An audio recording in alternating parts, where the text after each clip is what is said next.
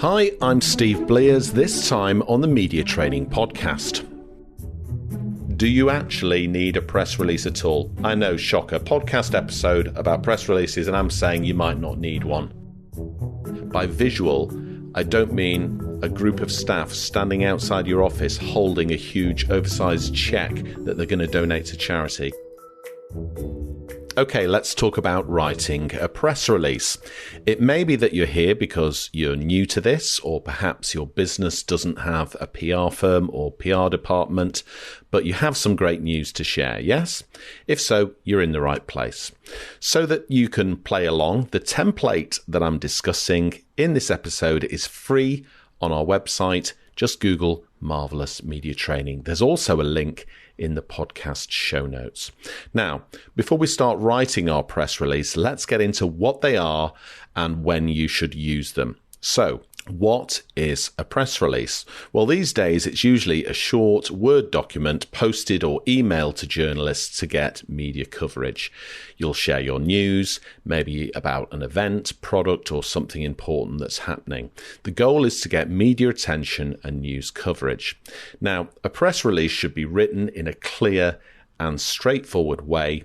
They should include all the W's for your story. So, who, what, where, why and when. All the key details, including who's involved, what the news story is, when and where it's happening, and why it's important.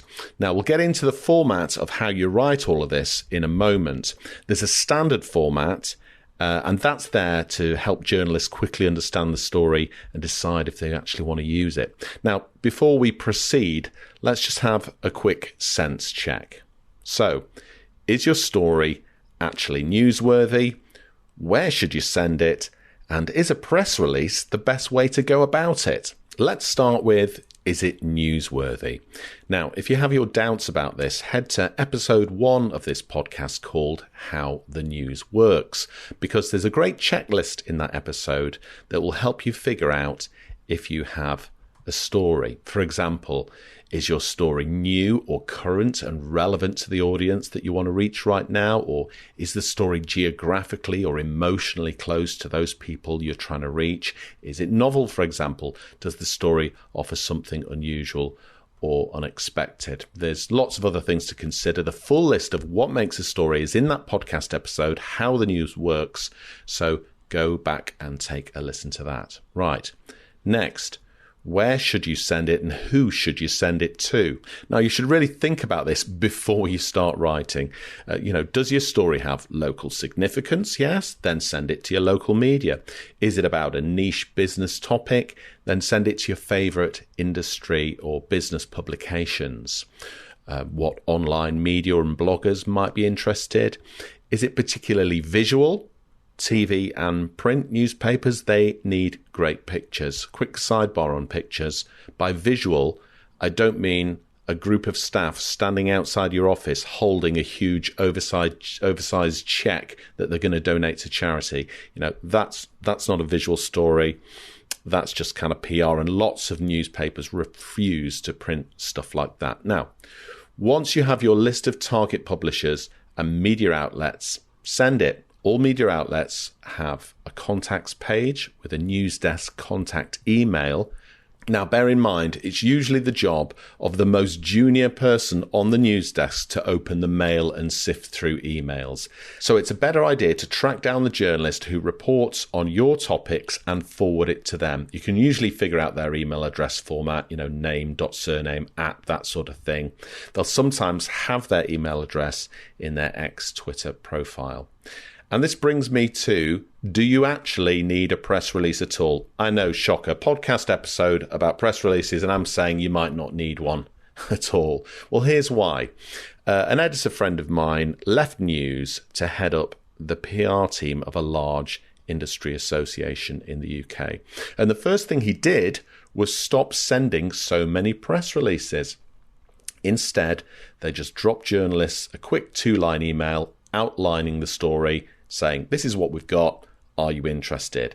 Now, this works well if you already have established journalists as contacts, but you could also try this via direct message on social media almost all journalists are on X. Just send a couple of sentences with the offer of a contributor or an expert to talk the story over with. This can save loads of time and is arguably more effective than sitting down and writing a press release. So in short, writing a long press release can be a faff. It's often a good idea to sound out whether journalists are interested first before you sit down and start typing. Okay, right. Let's get into writing the press release. Now, as I say, download your free copy of my template. The link is in the show notes and on the website, Google Marvelous Media Training. Right, here's your press release template. Starting with your headline.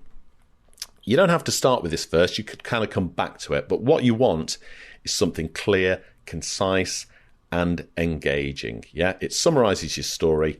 Don't be over clever. Clarity is key. Think about it this way.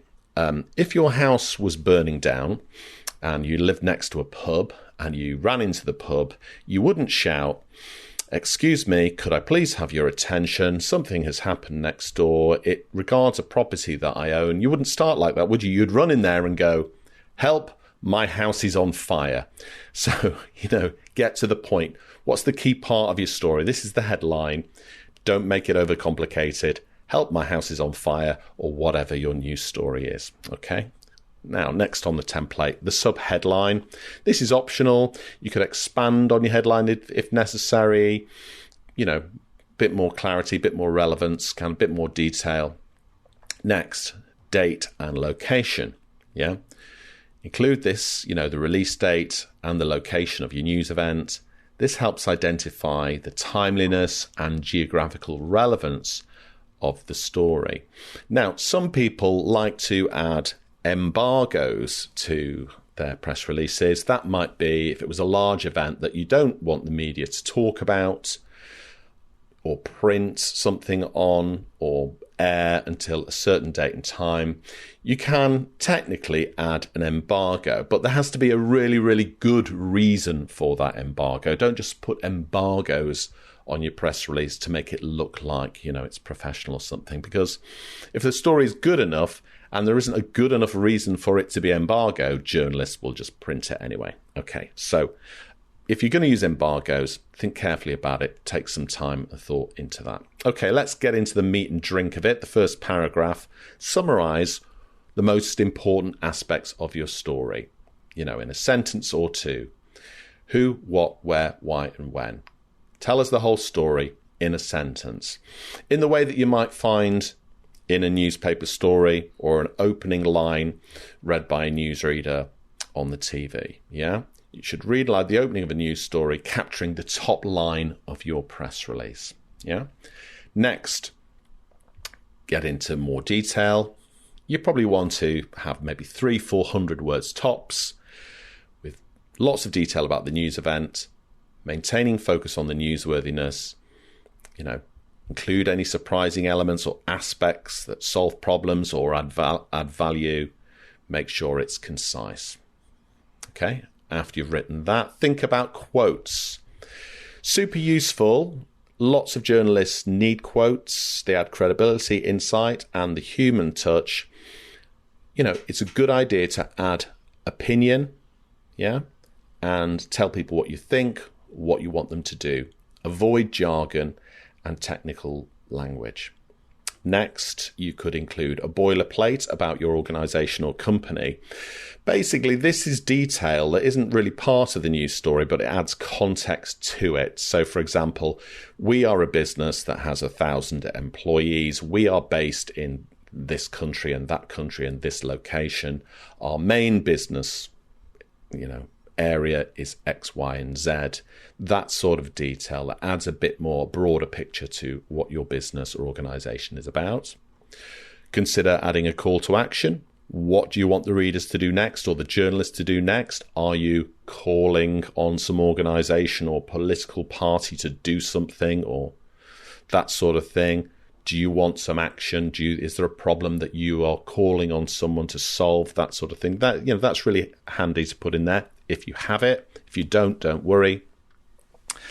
And Nearly there. Contact information, comprehensive list of contacts. Don't just put the generic company email address. Put a phone number, a mobile number of someone who is going to pick up and answer the phone. If you've got quotes for people in the press release, it's useful to put their numbers in as well to help journalists so that they're not ringing you, trying to get hold of you to arrange a meeting or arrange a call with the person who's quoted in it or somebody who they need to speak to. Yeah.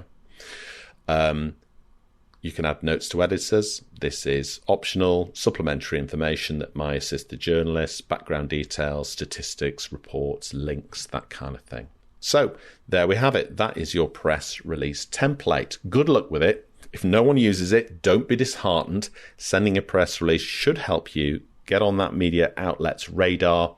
Keep going. Try again with your next story if you don't hear anything back. Now, if your business or organization is considering growing your media profile, then get in touch. Google Marvelous Media Training or email me, hello@bitfamous.co.uk. Thanks for listening.